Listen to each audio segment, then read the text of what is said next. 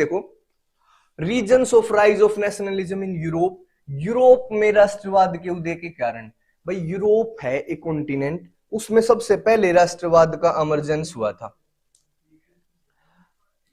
Green से लिखेंगे ठीक है। इसके कई सारे कारण थे। देखो, यूरोप में राष्ट्रवाद के उदय का कारण क्या है, उससे पहले संसार में कोई भी देश नहीं था। ये जो देश बनने की प्रक्रिया है ये यूरोप से शुरू हुई। सबसे पहले यूरोप में देश बनने शुरू हुए, फिर यूरोप से दूसरे कॉन्टिनेंट में और पूरे संसार में देश बने। तो सबसे पहले जो यूरोप में राष्ट्रवाद की शुरुआत होती है ना, उसके कारण पढ़ रहे हैं हम। सबसे पहला कारण भाई political structure of Europe, Europe की राजनीतिक संरचना। ध्यान होना चाहिए भाई, जब बताया था कि यूरोप है, मान के चलो ये है ईस्टर्न यूरोप, ये है वेस्टर्न यूरोप, ठीक है। जो ईस्टर्न यूरोप था ना, इसमें बड़े बड़े किंगडम्स थे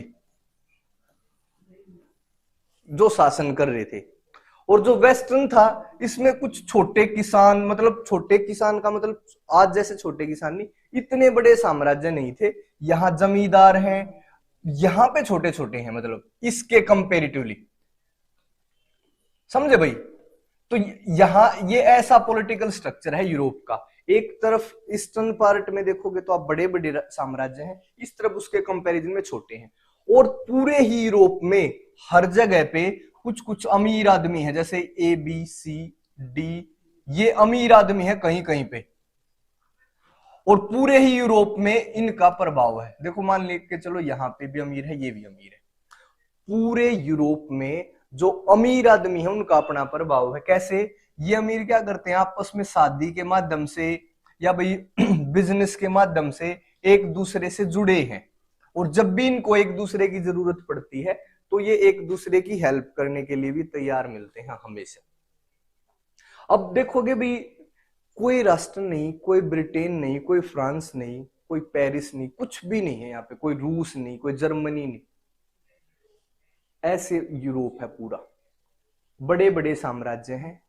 अब ये मान के चलो एक राज्य है, दूसरे राजा ने इसको हरा दिया तो उसका राज्य बड़ा होगा, किसी को दूसरे को जीत लिया तो उसका और बड़ा होगा, समझ गए। तो जो स्टेट की बाउंड्री है वो बदलती रहती थी। लोगों को ये नहीं पता था हम किसी एक देश के हिस्से हैं। नॉर्मली जो यहाँ पर आदमी रहते हैं वो सिर्फ अपने राजा के प्रति लॉयल थे।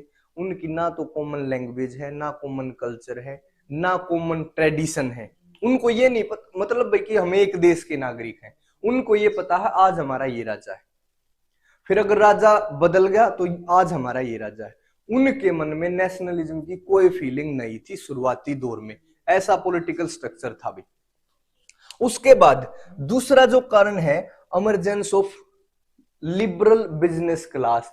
यहां पे एक देश है भाई ब्रिटेन, आज है वो देश, उस समय नहीं था, एक ब्रिटेन। यहां पे क्या शुरू हुआ, इंडस्ट्रियलाइजेशन ऑफ ब्रिटेन शुरू होता है, औद्योगिकीकरण। देखो, जब उद्योग स्थापित होते हैं ना किसी देश में, तो यहां पे एक बिजनेसमैन, एक अलग क्लास पैदा होगी, लॉयर्स की, टीचर्स की, बिजनेसमैन की, एक लिबरल क्लास का इमरजेंस होता है। और ये ब्रिटेन से लेकर दूसरे हिस्सों में भी, यूरोप के दूसरे हिस्सों तक ये क्लास फैलने लग जाती है। कोई बिजनेसमैन यहां होगा, कोई यहां होगा, कोई यहां होगा, हर जगह पे बिजनेसमैन की अलग क्लास। अब जो ये बिजनेसमैन है, लिबरल बिजनेसमैन है, ये क्या चाहेंगे, फ्री मार्केट हो। अब बात सुनो, ये सोचेंगे हमेशा। देखो, इससे क्या हुआ, इनके मन में क्या आती है, इक्वलिटी बिफोर लॉ, मतलब सभी कानून के समक्ष समान होने चाहिए, ठीक है। अबोलिशमेंट ऑफ, अबोलिशमेंट का मतलब होता है खत्म करना, of privileges based on birth, जन्म के आधार पर जो भी लोगों को, देखो यूरोप में यहाँ राजा थे, आपने फ्रांस की क्रांति में पढ़ा था, नॉर्मली जो टैक्स देने का अधिकार होता था वो गरीब आदमी को होता था। अब ये बिजनेसमैन है, ये नहीं चाहते कि भी किसी को विशेषाधिकार प्राप्त हो। मान के चलो आप बिजनेस करते हो और कोई ये बोले कि भी मैं इस वर्ग से हूं, मुझे फ्री चीज दो, तो आप चाहोगे कि कुछ लोगों को आपको फ्री देनी पड़े या कुछ लोगों को कम कीमत पे देनी पड़े? नहीं, बिजनेसमैन हमेशा ये चाहेगा सब कानूनों के समान हो, सब कानून के आगे, दूसरा जन्म से किसी को भी कोई विशेष अधिकार ना हो, और ये क्या चाहेंगे? Free market. फ्री मार्केट का मतलब है टैक्स नहीं हो। कैसे? अब यहां पे क्या व्यवस्था थी, अगर आपको एक राज्य से दूसरे राज्य में जाना है तो टैक्स लगेगा, फिर दूसरे से तीसरे में तो फिर वहां भी टैक्स, तीसरे से चौथे में वहां भी टैक्स, हर जगह इनको टैक्स देना पड़ता था। तो ये क्या सोचने लगे कि भाई ये टैक्स सारे के सारे अबोलिश हो जाने चाहिए, कोई भी ऐसी व्यवस्था हो। और इन्होंने एक बात और सोची, गवर्नमेंट बाई कंसेंट। देखो ये एक विचारधारा है, अभी राष्ट्रवाद की बात नहीं आई, अभी राष्ट्र बनने की भी बात नहीं आई है, अभी सिर्फ लोगों के मन में आइडियोलॉजी पैदा हो रही है कि पहले बिजनेसमैनों के मन में आई कि यार कुछ ऐसा होना चाहिए कानून के समक्ष सभी समान हो, कुछ ऐसा होना चाहिए गवर्नमेंट कंसेंट से बने। मतलब अगर राजा है, राजा तो अपनी मर्जी से कोई भी कानून बना देगा, गवर्नमेंट बाई कंसेंट का मतलब है कि लोगों से भी पूछा जाए कुछ कानून बनाते समय, जो इतने हर जगह पे टैक्स लग रहे हैं ये नहीं होने चाहिए।